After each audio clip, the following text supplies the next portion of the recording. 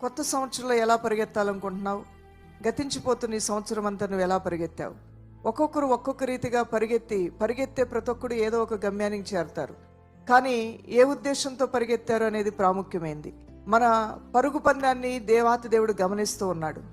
ఆత్మీయ పరుగు పందెంలో పరిగెత్తిన పౌలు లాంటి వారు జీవకిరీటాన్ని పొందుకోవటానికి మంచి పోరాటం పోరాడాను, నేను పరిగెత్తానన్నాడు. ఆయన ఒక మంచి ఉద్దేశంతో పరిగెత్తాడు. ఆయన పరిగెత్తింది, ఆయన కోరుకున్నది దేవుడు అతనికి అనుగ్రహించాడు. నువ్వు నేను దేనికోసం పరిగెత్తుతున్నాం?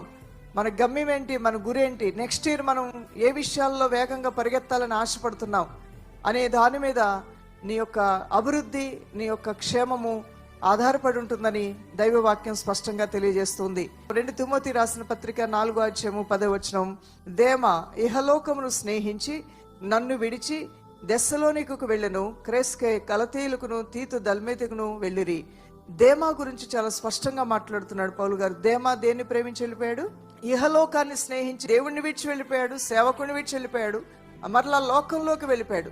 ఎందుకు విడిచి వెళ్లాల్సి వచ్చింది? లోకాన్ని ప్రేమించాడు కాబట్టి దేవుని ప్రేమకి, దైవ కార్యాలకు, దైవ సాన్నిహిత్యానికి ఆటోమేటిక్గా దూరం అయిపోయాడు.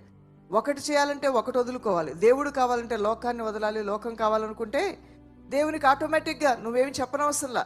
నీ శరీరం చాలా బలంగా పనిచేసి దేవునికి నేను దూరం చేసేస్తుంది. అందువలన దేనికి దగ్గర వాళ్ళనుకుంటున్నావు నువ్వు అనేది చాలా ప్రాముఖ్యమైంది.